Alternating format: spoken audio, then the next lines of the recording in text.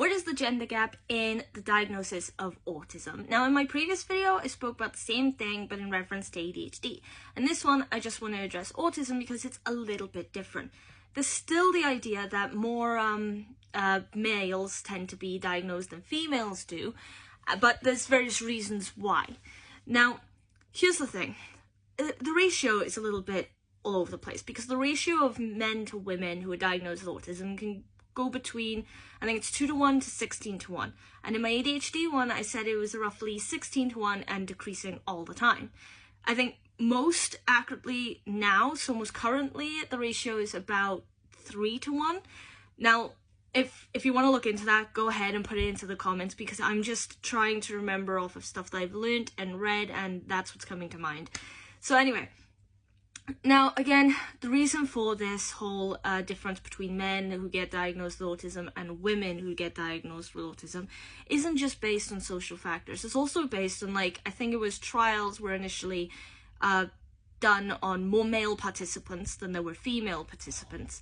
And on top of that, there's lots of misconceptions that lead people to think autism is primarily a condition for men, or that more men have autism, or autistic traits can be associated with men, because, and now most of that though does kind of come down to social biases, because again, it's like boys, they're typically, now in ADHD I talk about boys can be stereotypically, hyperactive, impulsive, and so on and so forth. When it comes to autistic traits, boys tend to be more active or more sought after or watched more closely than women are. But on top of that, women with autism tend to portray better innate skills at masking their autism, usually as a sort of subconscious method of sort of fitting in, with the crowd or with the situation or with the society as a whole, trying to make it basically day-to-day life easier on them, or that they can focus better on things, or they can participate in activities more.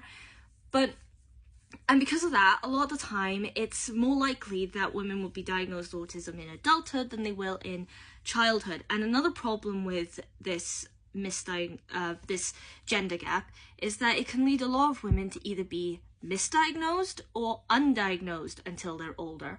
And because of that, especially now with growing awareness of the parts of autism, for example, where people are really in desperate need of support, it means lots of women can go out without support.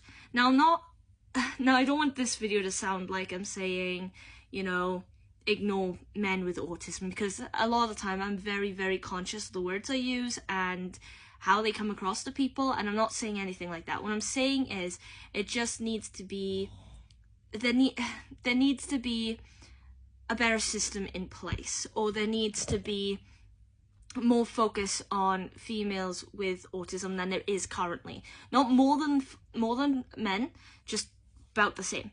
Now, another problem is that it can cause discrimination towards women with autism, or potentially certain biases or ideas that people can get in their head where they're thinking, men with autism are like this, women with autism are like that, when again, it's a spectrum. There's a low end, there's a high end, and your behaviors, the things that you find challenging, your difficulties, as well as any advantages you may have, really does vary massively so between two or more individuals. It depends on where you are on the spectrum. In my case, I'm lower on the spectrum.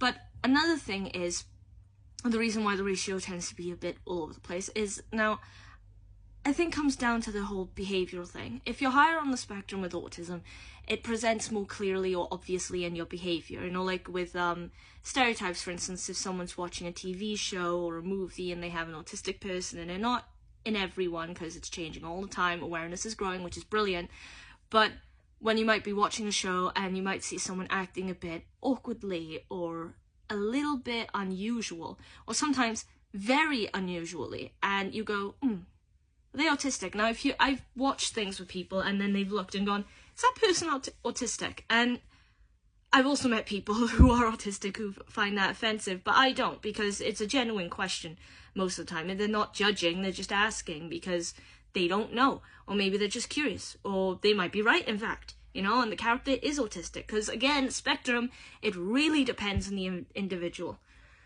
So now, if you're a girl though, when you're young and your autism is higher and you have or higher functioning, and you have more obvious behavioral traits or behavioral issues than say another girl with autism who's lower on the spectrum, then it's more likely it's going to be picked up on you, especially nowadays when people know what to look for, because they'll go, okay, so you're doing this, you're doing that, you like this, you find these social interactions awkward, you don't understand this.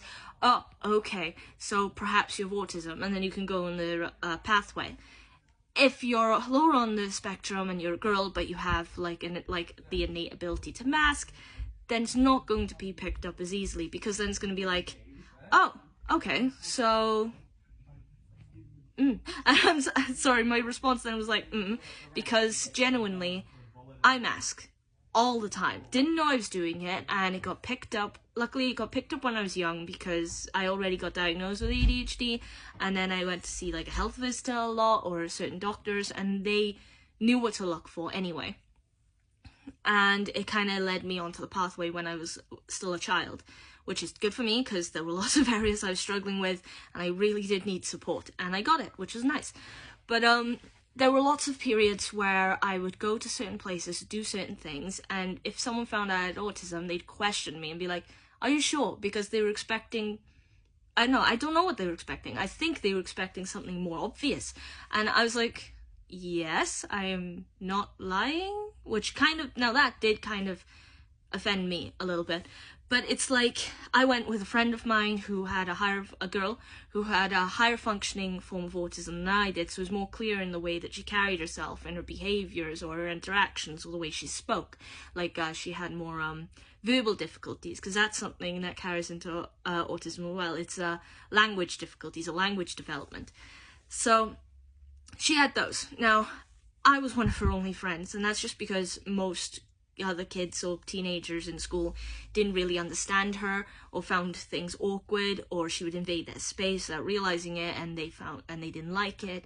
Some people would bully her. I did not like that, so I ended up becoming a friend initially because I was just trying to be nice, if I'm honest, because I didn't want her to feel left out. I didn't want to feel lonely, because I'd felt like that before. But the more I got to know her, she was hilarious. She was really creative. Yeah, and she liked a lot of the same stuff as me. I love anime, but she's the person who got me onto anime. But anyway, I went with her to a special unit place in our school where they had lots of people who had autism and other diagnoses, where they could basically try and be somewhere comfortable and somewhere with other people who like them, which I did kind of find awkward because it made it a big target for bullies, and really people, whether you have a neurodiversity or not, should try and interact with people more who don't, who are neurotypical, because not only does it make them understand more, but you can understand more about society. It's a good thing. Anyway, she would like going there. I didn't like going there because I like to be out and about outside, but I went with her this one time, and I was hanging out with her. I was talking to all the people there. I didn't care where they were on the spectrum. I was enjoying it. They were lots of fun. But one of the people who was supposed to be watching them came over to me, and he said, what are you doing here? I told him why I was there, and I said, besides, I have autism, so I was actually allowed to be there. The school suggested it before, but I said no. And he said, are you sure? And I was like, yes, I'm sure. But that's what I'm saying, because there can be discrimination and misconceptions and stuff still. So that's the gender gap in autism. Now, I think about here is a good time to end the video, because it's about 9 minutes so far. And yeah, but if you like the video and want to see more, then please follow, like, leave a comment, questions in the comments, requests in the comments, any thoughts or opinions you have on what I've said. Subscribe to the YouTube channel, repost the video because I want you to. And sorry, and then besides that, have a great day, and hopefully I'll see you in the next video. Till then.